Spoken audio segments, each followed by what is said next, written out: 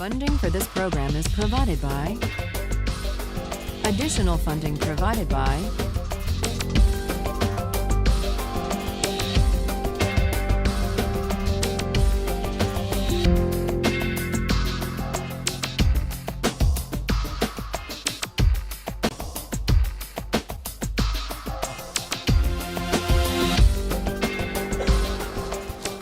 Now we turn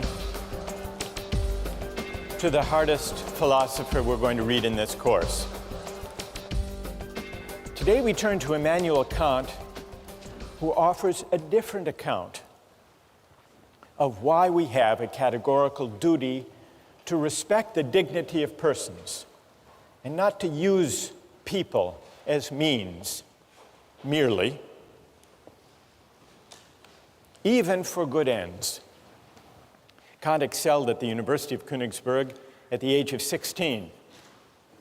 At the age of 31, he got his first job as an unsalaried lecturer paid on commission based on the number of students who showed up at his lectures. This is a sensible system that Harvard would do well to consider.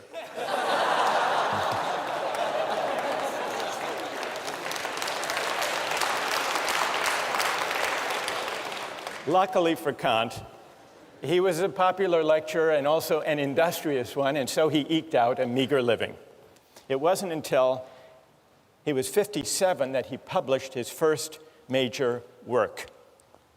But it was worth the wait. The book was The Critique of Pure Reason, perhaps the most important work in all of modern philosophy. And a few years later, Kant wrote the groundwork for the metaphysics of morals, which we read in this course. I want to acknowledge, even before we start, that Kant is a difficult thinker. But it's important to try to figure out what he's saying, because what this book is about is, well, it's about what the supreme principle of morality is, number one, and it's also, it gives us an account, one of the most powerful accounts we have, of what freedom really is. So let me start today. Kant rejects utilitarianism. He thinks that the individual person, all human beings, have a certain dignity that commands our respect. The reason the individual is sacred or the bearer of rights, according to Kant, doesn't stem from the idea that we own ourselves, but instead from the idea that we are all rational beings. We're all rational beings, which simply means that we are beings who are capable of reason. We are also autonomous beings, which is to say that we are beings capable of acting and choosing freely. Now, this capacity for reason and freedom isn't the only capacity we have. We also have the capacity for pain and pleasure, for suffering and satisfaction. Kant admits the utilitarians were half right. Of course, we seek to avoid pain, and we like pleasure. Kant doesn't deny this. What he does deny is Bentham's claim that pain and pleasure are our sovereign masters. He thinks that's wrong. Kant thinks that it's our rational capacity that makes us distinctive, that makes us special, that sets us apart from and above mere animal existence. It makes us something more than just physical creatures with appetites. Now, we often think of freedom as simply consisting in doing what we want, or in the absence of obstacles to getting what we want. That's one way of thinking about freedom. But this isn't Kant's idea of freedom. Kant has a more stringent, demanding notion of what it means to be free. And though it's stringent and demanding, if you think it through, it's actually pretty persuasive. Kant reasons as follows. When we, like animals, seek after pleasure, or the satisfaction of our desires, or the avoidance of pain, when we do that, we aren't really acting freely. Why not? We're really acting as the slaves of those appetites and impulses.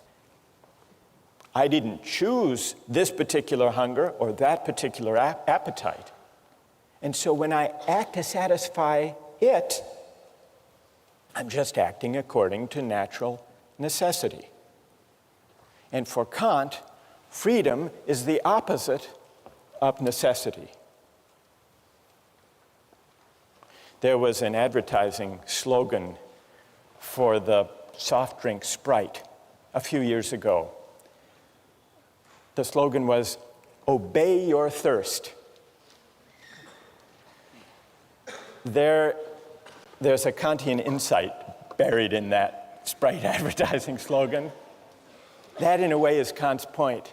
When you go for Sprite or Pepsi, you might think that you're choosing freely, Sprite versus Pepsi, but you're actually obeying something, a thirst, or maybe a desire manufactured or massaged by advertising. You're obeying a prompting that you yourself haven't chosen or created. And here, it's worth noticing Kant's specially demanding idea of freedom. What way of acting, how can my will be determined if not by the promptings of nature or my hunger or my appetite or my desires? Kant's answer, to act freely, is to act autonomously. And to act autonomously is to act according to a law that I give myself, not according to the physical laws of nature or to the laws of cause and effect, which include my desire to eat or to drink or to choose this food in a restaurant over that. Now, what is the opposite? What is the opposite of autonomy? For Kant, he invents a special term to describe the opposite of autonomy. Heteronomy is the opposite of autonomy. When I act heteronomously, I'm acting according to an inclination or a desire that I haven't chosen for myself. So freedom as autonomy is the specially stringent idea that Kant insists on. Now, why is autonomy the opposite of acting heteronomously or according to the dictates of nature? Kant's point is that nature is governed by laws of cause and effect, for example. Suppose you drop a billiard ball. It falls to the ground. We wouldn't say the billiard ball is acting freely. Why not? It's acting according to the law of nature, according to the laws of cause and effect, the law of gravity. And just as he has an unusually demanding and stringent conception of freedom, freedom as autonomy, he also has a demanding conception of morality. To act freely is not to choose the best means to a given end. It's to choose the end itself for its own sake. And that's something that human beings can do and that billiard balls can't. Insofar as we act on inclination or pursue pleasure, we act as means to the realization of ends given outside us. We are instruments rather than authors of the purposes we pursue. That's the heteronymous determination of the will. On the other hand, insofar as we act autonomously, according to a law we give ourselves, we do something for its own sake, as an end in itself. When we act autonomously, we cease to be instruments to purposes given outside us. We become, or we can come to think of ourselves, as ends in ourselves. This capacity to act freely, Kant tells us, is what gives human life its special dignity. Respecting human dignity means regarding persons not just as means, but also as ends in themselves. And this is why it's wrong to use people for the sake of other people's well-being or happiness. This is the real reason, Kant says, that utilitarianism goes wrong. This is the reason it's important to respect the dignity of persons and to uphold their rights. So even if there are cases, remember John Stuart Mill said, well, in the long run, if we uphold justice and respect the dignity of persons, we will maximize human happiness. What would Kant's answer be to that? What would his answer be? Even if that were true, even if the calculus worked out that way, even if you shouldn't throw the Christians to the lions because in the long run, fear will spread, the overall utility will decline. The utilitarian would be upholding justice and rights and respect for persons for the wrong reason, for a purely contingent reason, for an instrumental reason. It would still be using people, even where the calculus works out for the best in the long run, it would still be using people as means rather than respecting them as ends in themselves. So that's Kant's idea of freedom as autonomy, and you can begin to see how it's connected to his idea of morality. But we still have to answer one more question. What gives an act its moral worth in the first place? If it can't be directed at utility or satisfying wants and desires, what gives an action its moral worth? This leads us from Kant's demanding idea of freedom to his demanding idea of morality. What does Kant say? What makes an action morally worthy consists not in the consequences or in the results that flow from it. What makes an action morally worthy has to do with the motive, with the quality of the will, with the intention for which the act is done.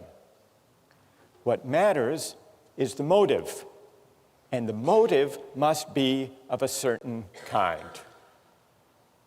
So, the moral worth of an action depends on the motive for which it's done, and the important thing is that the person do the right thing for the right reason. A good will isn't good because of what it affects or accomplishes, Kant writes. It's good in itself. Even if by its utmost effort the good will accomplishes nothing, it would still shine like a jewel for its own sake, as something which has its full value in itself. And so for any action to be morally good, it's not enough that it should conform to the moral law. It must also be done for the sake of the moral law. The idea is that the motive confers the moral worth on an action. And the only kind of motive that can confer moral worth on an action is the motive of duty. Well, what's the opposite of doing something out of a sense of duty because it's right? Well, for Kant, the opposite would be all of those motives having to do with our inclinations. And inclinations refer to all of our desires, all of our contingently given wants, preferences, impulses, and the like. Only actions done for the sake of the moral law, for the sake of duty, only these actions have moral worth. Now, I want to see what you think about this idea, but first let's consider a few examples. Kant begins with an example of a shopkeeper. He wants to bring out the intuition and make plausible the idea that what confers moral worth on an action is that it be done because it's right. He says, suppose there's a shopkeeper and an inexperienced customer comes in. The shopkeeper knows that he could give the customer the wrong change, could shortchange the customer and get away with it, that at least that customer wouldn't know. But the shopkeeper nonetheless says, well, if I shortchange this customer, word may get out, my reputation would be damaged, and I would lose business. So I won't shortchange this customer. The shopkeeper does nothing wrong. He gives the correct change. But does his action have moral worth? Kant says no. It doesn't have moral worth because the shopkeeper only did the right thing for the wrong reason, out of self-interest. That's a pretty straightforward case. Then he takes another case, the case of suicide. He says we have a duty to preserve ourselves. Now, for most people who love life, we have multiple reasons for not taking our own lives. So the only way we can really tell, the only way we can isolate the operative motive for someone who doesn't take his or her life is to imagine someone who's miserable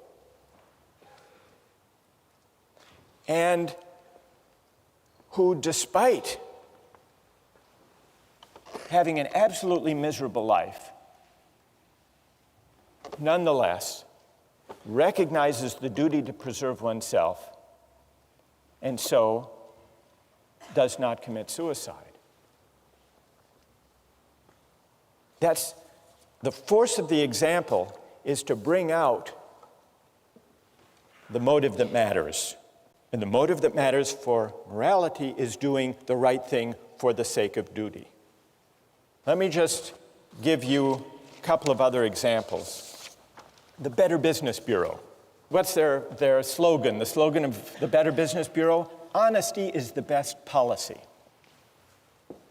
It's also the most profitable. This is the Better Business Bureau's full-page ad in the New York Times.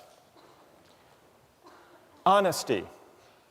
It's as important as any other asset, because a business that deals in truth, openness, and fair value cannot help but do well. Come join us and profit from it. What would Kant say about the moral worth of the honest dealings of members of the Better Business Bureau? What would he say?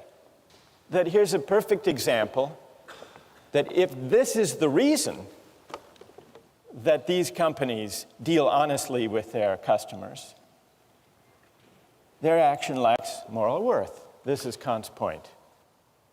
Or a couple of years ago at the University of Maryland, there was a problem with cheating.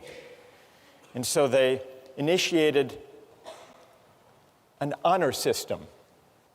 And they created a program with local merchants that if you signed the honor pledge, a pledge not to cheat, you would get discounts of 10 to 25% at local shops. Well, what would you think of someone motivated to uphold an honor code with the hope of discounts? It's the same as Kant's shopkeeper. The point is, what matters is the quality of the will, the character of the motive, and the relevant motive to morality can only be the motive of duty, not the motive of inclination. And when I act out of duty, when I resist as my motive for acting inclinations or self-interest, even sympathy and altruism, only then am I acting freely. Only then am I acting autonomously. Only then is my will not determined or governed by external considerations. That's the link between Kant's idea of freedom and of morality. Now, I want to pause here to see if all of this is clear, or if you have some questions or puzzles. They can be questions of clarification, or they can be challenges, if you want to challenge this idea that only the motive of duty confers moral worth on the action. What do you think? Yes? Yeah, I actually have two questions of clarification. The first is, there seems to be an aspect of this that makes it sort of self-defeating, in that once you're conscious of what morality is, you can sort of alter your motive to achieve that end of morality. And secondly, give me an example of what you have in mind. The shopkeeper example, if he decides that he wants to give the person the money to do the right thing, and he decides that's his motive to do so because he wants to be moral, then isn't that sort of defeating isn't that sort of defeating the purity of his action if morality is determined by his motive? His motive is then to act morally. So you're imagining a case not of the purely selfish calculating shopkeeper, but of one who says, well, he may consider shortchanging the customer, but then he says, not, well, my reputation might suffer if word gets out, but instead he says, actually, I would like to be the kind of honest person who gives the right change to customers simply because it's the right thing to do. Or simply because I want to be moral. Because I want to be moral. I want to be a good person. And so I'm going to conform all of my actions to what morality requires.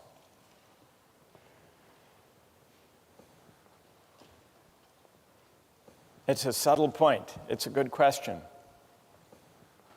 Kant does acknowledge, you're pressing Kant on an important point here. Kant does say there has to be some incentive to obey the moral law. It can't be a self-interested incentive. That would defeat it by definition. So he speaks of a different kind of incentive from an inclination. He speaks of reverence for the moral law. So if that shopkeeper says, I want to develop a reverence for the moral law, and so I'm going to act, and so I'm going to do the right thing, then I think he's there. He's there as far as Kant's concerned. Because he's formed his motive, his will is conforming to the moral law once he sees the importance of it. So it would count. It would count. All right, and then secondly, very quickly, what stops morality from becoming completely objective in this point? What stops morality from becoming completely subjective? Yeah, like how can, if morality is completely determined by your morals, then how can you apply this, or how can it be enforced? That's also a great question. What's your name? My name is Amadi. Amadi? Yeah. All right.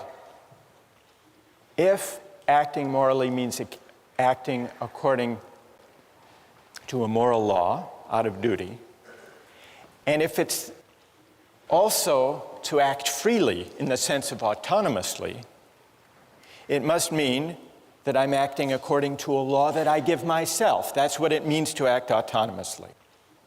Amadi is right about that. But that does raise a really interesting question.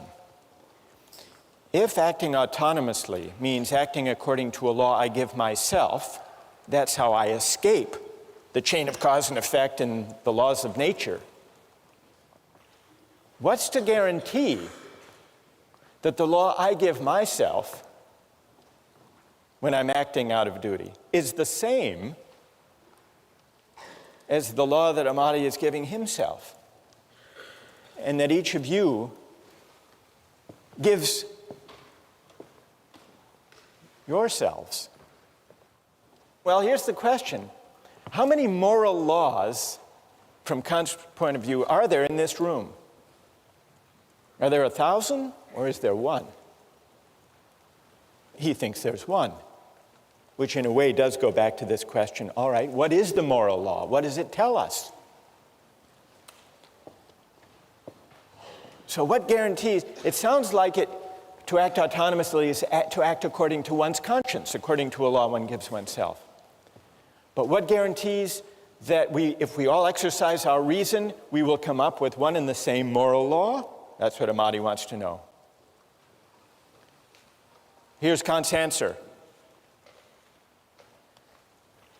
The reason that leads us to the law we give ourselves as autonomous beings is a reason, it's a kind of practical reason that we share as human beings. It's not idiosyncratic. The reason we need to respect the dignity of persons is that we're all rational beings. We all have the capacity for reason, and it's the exercise of that capacity for reason which exists undifferentiated in all of us that makes us worthy of dignity, all of us. And since it's the same capacity for reason, unqualified by particular autobiographies and life circumstances, it's the same universal capacity for reason that delivers the moral law. It turns out that to act autonomously is to act according to a law we give ourselves, exercising our reason, but it's the reason we share with everyone as rational beings, not the particular reasons we have given our upbringings, our particular values, our particular interests. It's pure practical reason in Kant's terms, which legislates a priori, regardless of any particular contingent or empirical ends. Well, what moral law would that kind of reason deliver? What is its content? To answer that question, you have to read the groundwork, and we'll continue with that question next time.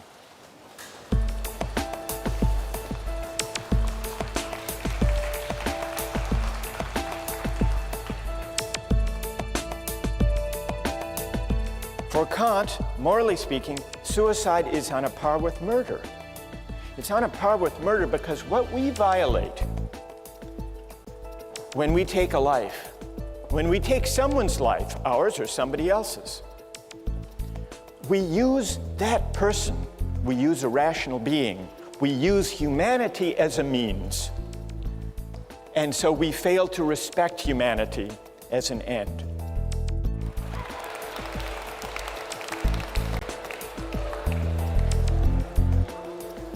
Today we turn back to Kant. Before we do, remember, this is the week by the end of which all of you will basically get Kant, figure out what he's up to.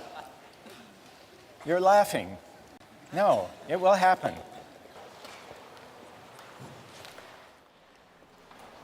Kant's groundwork is about two big questions. First, what is the supreme principle of morality? Second, how is freedom possible? Two big questions. Now, one way of making your way through this dense philosophical book is to bear in mind a set of oppositions or contrasts or dualisms that are related. Today I'd like to talk about them. Today we're going to answer the question, what, according to Kant, is the supreme principle of morality? And in answering that question, in working our way up to Kant's answer to that question, it will help to bear in mind three contrasts or dualisms that Kant sets out. The first, you remember, had to do with the motive according to which we act. And according to Kant, only one kind of motive is consistent with morality: the motive of duty, doing the right thing for the right reason. What other kind of motives are there? Kant sums them up in the category of inclination. Every time the motive for what we do is to satisfy a desire or a preference that we may have, to pursue some interest, we're acting out of inclination. Now, let me pause to see if, in thinking about the question of the motive of duty, the goodwill, see if any of you has a question about that much of Kant's claim. Or is everybody happy with this distinction? What do you think? Go ahead. When you make that distinction between duty and inclination, is there ever any moral action ever? I mean, you could always kind of probably find some selfish motive, can't you? Maybe very often people do have self-interested motives when they act. Kant wouldn't dispute that. But what Kant is saying is that insofar as we act morally, that is, insofar as our actions have moral worth, what confers moral worth is precisely our capacity to rise above self-interest and prudence and inclination and to act out of duty. Some years ago, I read about a spelling bee, and there was a young man who was declared the winner of the spelling bee, a kid named Andrew, 13 years old. The winning word, the word that he was able to spell, was echolalia. Does anyone know what echolalia is? What? Some type of flower? It's not some type of flower, no. It means the tendency to repeat, as in echo, to repeat what you've heard. Anyhow, he misspelled it actually, but the judges misheard him. They thought he had spelled it correctly and awarded him the championship of the National Spelling Bee. And he went to the judges afterward and said, actually, I misspelled it. I don't deserve the prize. And he was regarded as a moral hero, and he was written up in the New York Times, Misspeller is a spelling bee hero. There's Andrew with his proud mother.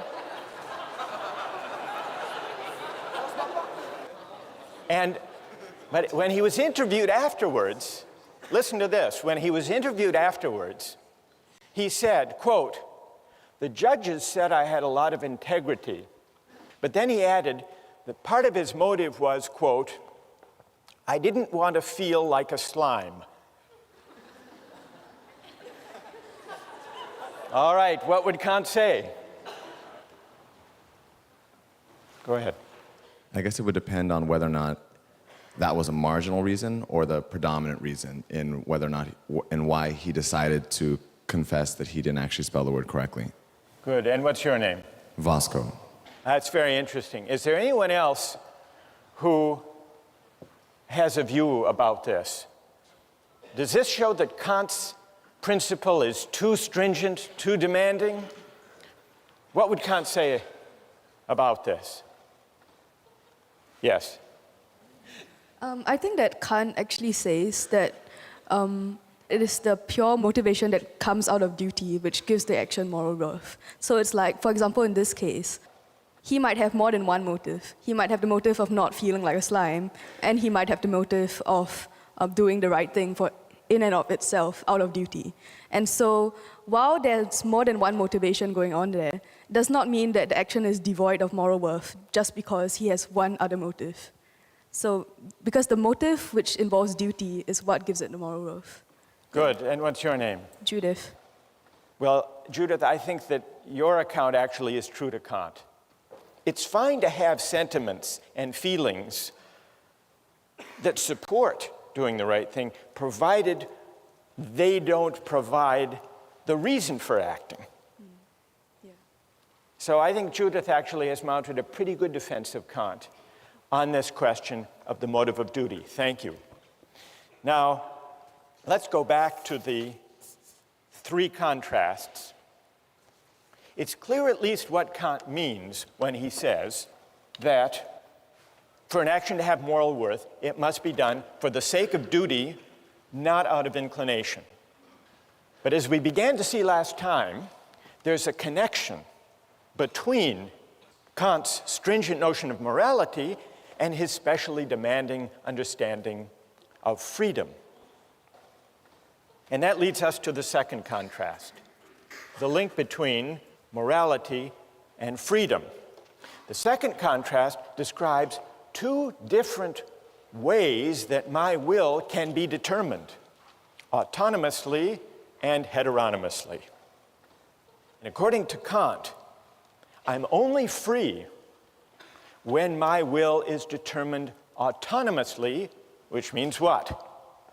According to a law that I give myself. We must be capable, if we're capable of freedom as autonomy, we must be capable of acting according not to a law that's given or imposed on us, but according to a law we give ourselves. But where could such a law come from? A law that we give ourselves? Reason. If reason determines my will, then the will becomes the power to choose independent of the dictates of nature or inclination or circumstance. So, connected with Kant's demanding notions of morality and freedom is a specially demanding notion of reason. Well, how can reason determine the will? There are two ways, and this leads to the third contrast. Kant says there are two different commands of reason. And a command of reason, Kant calls an imperative. An imperative is simply an ought. One kind of imperative, perhaps the most familiar kind, is a hypothetical imperative. Hypothetical imperatives use instrumental reason. If you want X, then do Y. It's means-ends reasoning. If you want a good business reputation, then don't shortchange your customers, word may get out. That's a hypothetical imperative. If the action would be good solely as a means to something else, Kant writes the imperative is hypothetical. If the action is represented as good in itself, and therefore as necessary for a will which of itself accords with reason, then the imperative is categorical. That's the difference between a categorical imperative and a hypothetical one. A categorical imperative commands categorically, which just means without reference to or dependence on any further purpose. And so you see the connection among these three parallel contrasts. To be free in the sense of autonomous, requires that I act not out of a hypothetical imperative, but out of a categorical imperative. And so you see, by these three contrasts, Kant reasons his way, brings us up to his derivation of the categorical imperative. Well, this leaves us one big question. What is the categorical imperative? What is the supreme principle of morality? What does it command of us? Kant gives three versions, three formulations of the categorical imperative. I want to mention two and then see what you think of them. The first version, the first formula, he calls the formula of the universal law. Act only on that maxim whereby you can at the same time will that it should become a universal law. And by maxim, what does Kant mean? He means a rule that explains the reason for what you're doing, a principle. For example, promise keeping. Suppose I need money, I need $100 desperately, and I know I can't pay it back anytime soon. I come to you and make you a promise, a false promise, one I know I can't keep. Please give me $100 today, lend me the money, I will repay you next week. Is that consistent with the categorical imperative, that false promise? Kant says no. And the test, the way we can determine that the false promise is at odds with the categorical imperative is try to universalize it. Universalize the maxim upon which you're about to act. If everybody made false promises when they needed money, then nobody would believe those promises. There would be no such thing as a promise. And so there would be a contradiction. The maxim, universalized, would undermine itself. That's the test. That's how we can know that the false promise is wrong. Well, what about the formula of the universal law? You find it persuasive?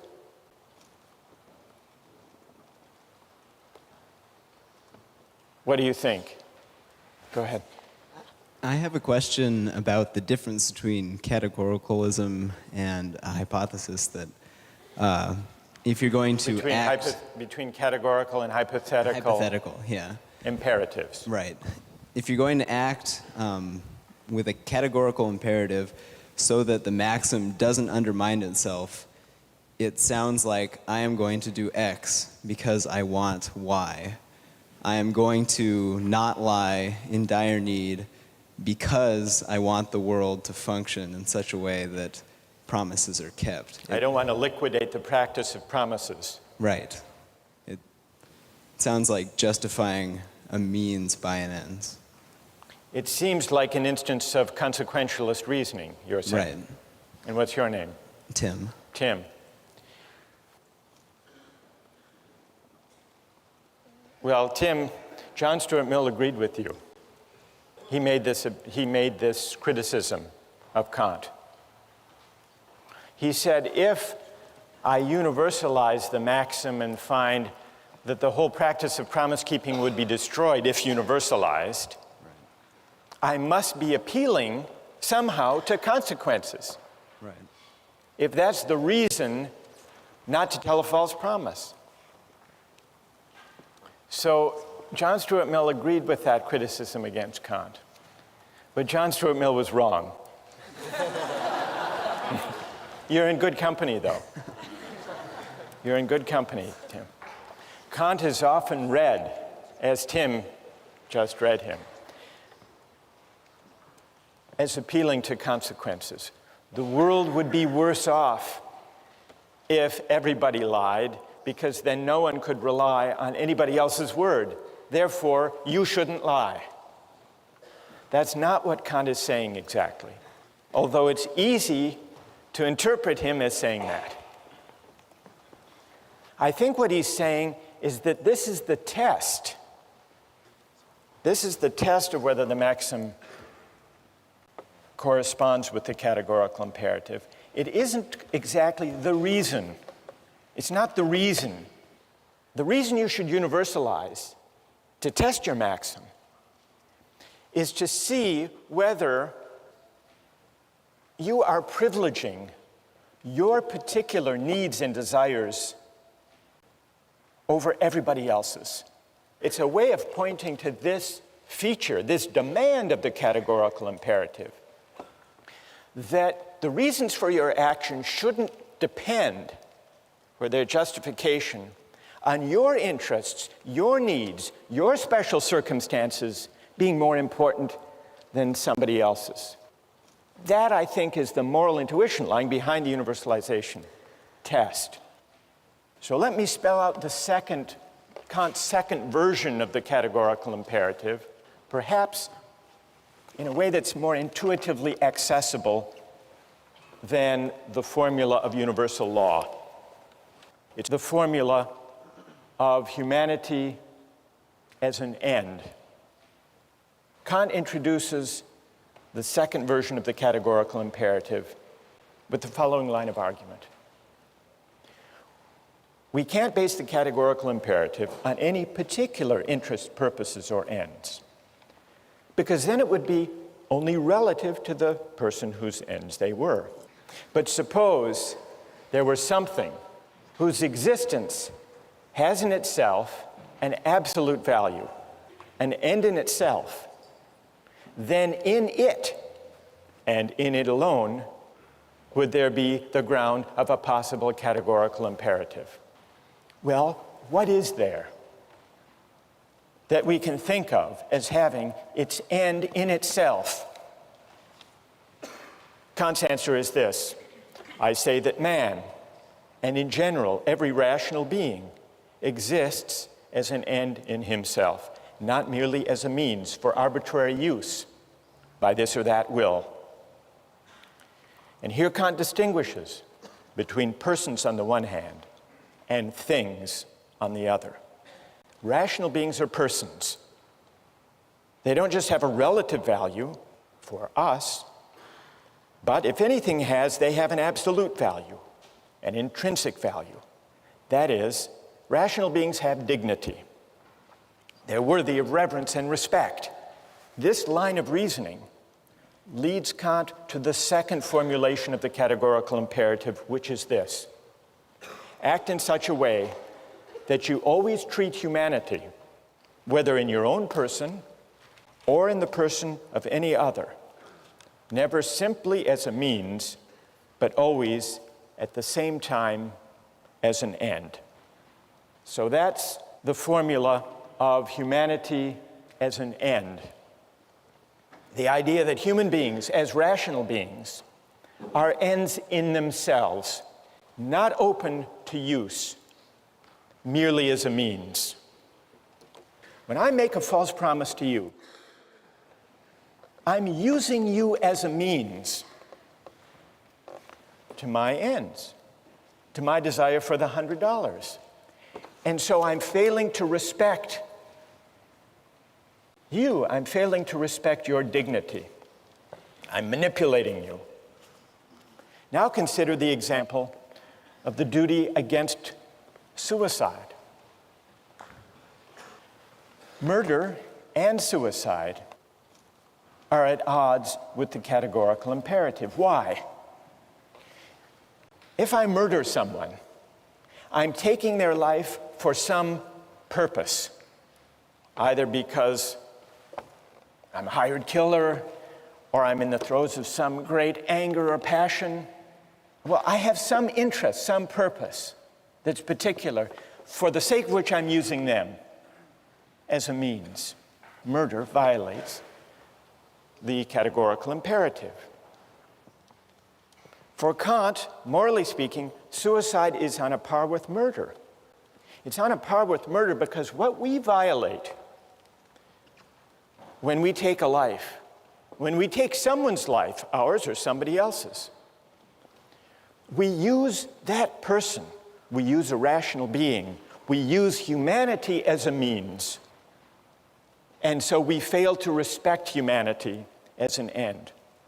And that capacity for reason, that humanity that commands respect, that is the ground of dignity, that humanity, that capacity for reason, resides undifferentiated in all of us.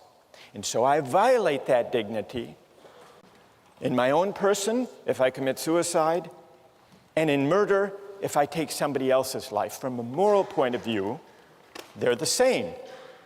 And the reason they're the same has to do with the universal character and ground of the moral law.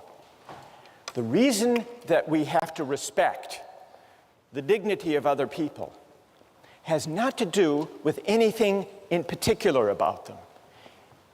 And so respect, Kantian respect, is unlike love in this way. It's unlike sympathy. It's unlike solidarity or fellow feeling or altruism. Because love and those other particular virtues or reasons for caring about other people have to do with who they are in particular. But respect for Kant, respect is respect for humanity, which is universal, for a rational capacity, which is universal.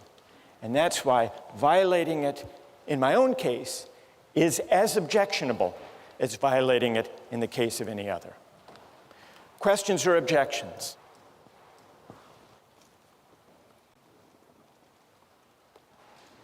Go ahead. I guess I'm somewhat worried about Kant's statement that you cannot use a person as a means because every person is an end in and of themselves. Because it seems that every day, in order to get something accomplished for that day, I must use myself as a means to some end. And I must use the people around me as a means to some end as well. For instance, suppose that I want to do well in a class, and I have to write a paper. I have to use myself as a means to write the paper. Suppose I want to buy something, food. I must go to the store and use the person working behind the counter as a means for me to purchase my food. Right. That's true. You do. What's your name? Patrick. Patrick, you're not doing anything wrong. You're not violating the categorical imperative when you use other people as means. That's not objectionable, provided when we deal with other people for the sake of advancing our projects and purposes and interests, which we all do, provided we treat them in a way that is consistent with respect for their dignity. And what it means to respect them is given by the categorical imperative. Are you persuaded? Do you think that Kant has given a compelling account, a persuasive account of the supreme principle of morality? Reread the groundwork, and we'll try to answer that question next time.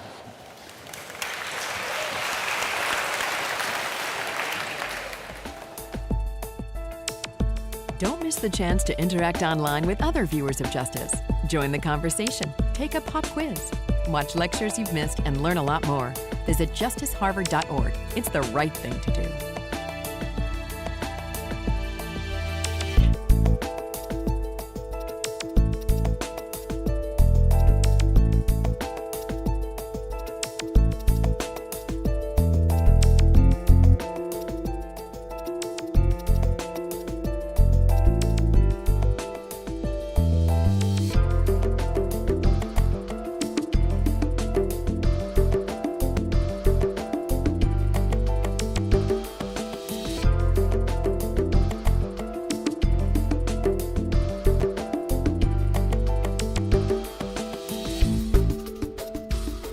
Funding for this program is provided by...